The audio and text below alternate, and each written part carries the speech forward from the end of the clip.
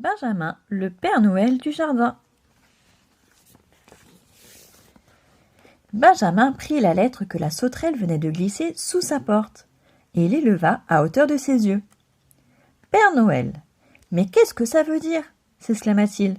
« Cette factrice est complètement timbrée. Voilà maintenant que je reçois le courrier du Père Noël. Je n'ai pourtant pas une tête à faire des cadeaux. » Poussé par la curiosité, le lutin ouvrit quand même la lettre et se mit à lire. « Cher Benjamin, je voudrais que tu m'apportes une boîte de bijoux, des chouchous pour mon doudou et des Scooby-Doo, car je sais que tu es le vrai Père Noël, et je suis un gentil petit pou qui t'aime beaucoup. Signé Loulou. » Pauvre Loulou, il va être bien déçu quand il connaîtra la vérité, soupira le lutin. Enfin, mieux vaut une petite visite amicale qu'un retour à l'envoyeur, pensa-t-il gentiment en allant le voir. Lorsqu'il arriva au salon de coiffure du pou, ce dernier lâcha peignes et ciseaux et commença à chanter.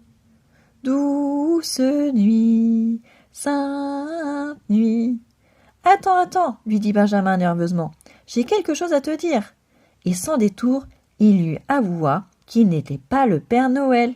« D'ailleurs, conclut-il, je suis un vieux bonhomme, il y a belle lurette que je n'y crois plus. »«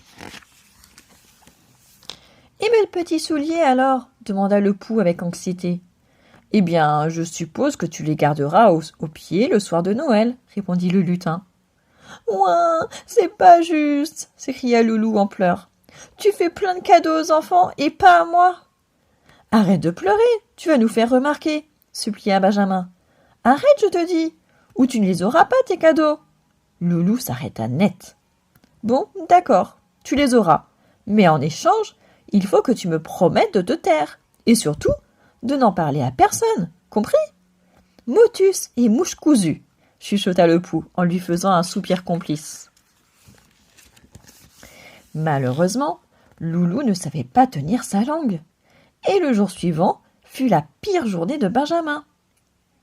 Amis, petits voisins et connaissances de tout poil lui envoyèrent par dizaines lettres et listes de cadeaux.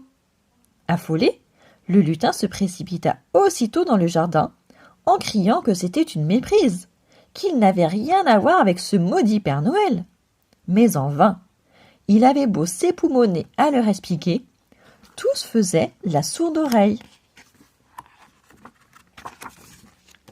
« Je ne veux pas être le Père Noël. Je refuse d'être le Père Noël, » maugréa-t-il en s'éloignant. Et pour être tout à fait sûr de ne pas le devenir, il décida de jeter les lettres le soir même et de les abandonner aux quatre vents. Or, cette nuit-là, le vent du nord se leva et ramassa une à une les précieuses lettres.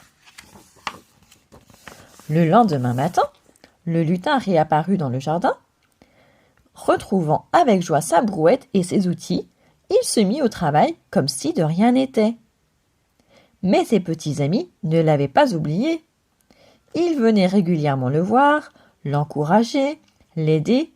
Bref, tout le monde était plein de sollicitude pour le vieux bonhomme à la barbe blanche.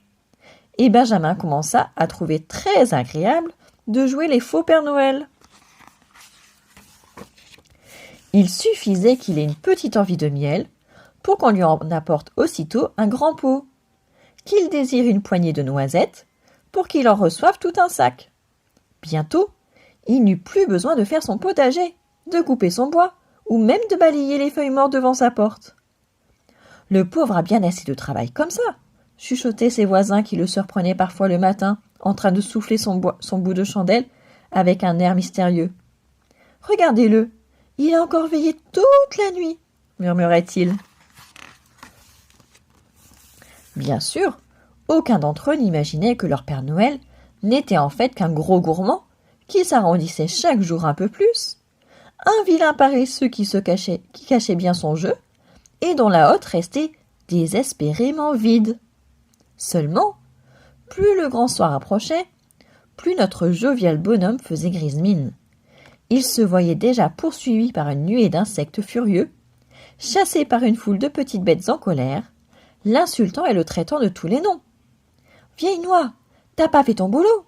Escroc, où sont nos cadeaux?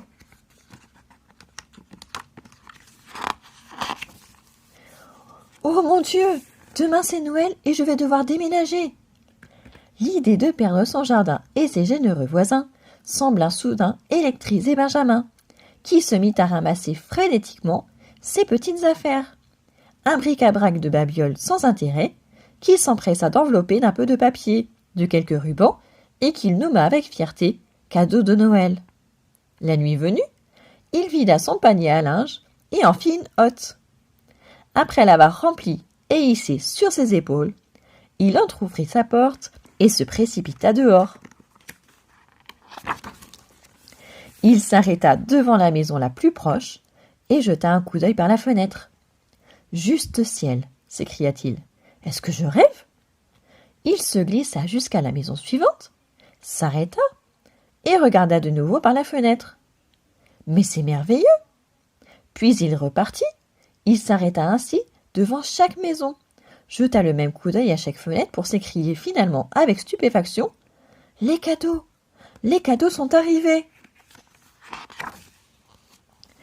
Mais ce qu'il vit l'instant d'après était bien plus merveilleux et plus extraordinaire encore. Devant lui se dressait, majestueux, le traîneau du Père Noël. Benjamin ne pouvait en croire ses yeux. « Oh, c'est trop beau, c'est trop beau !» s'écria-t-il bouleversé. « Eh, voyez donc qui arrive !» dit un renne en secouant ses clochettes d'argent. « Il y a déjà un bon moment qu'on t'attend. Allez, grimpe, petit père, grimpe !» Et les sirènes éclatèrent de rire en voyant détaler comme un lapin le tout petit lutin déguisé en Père Noël.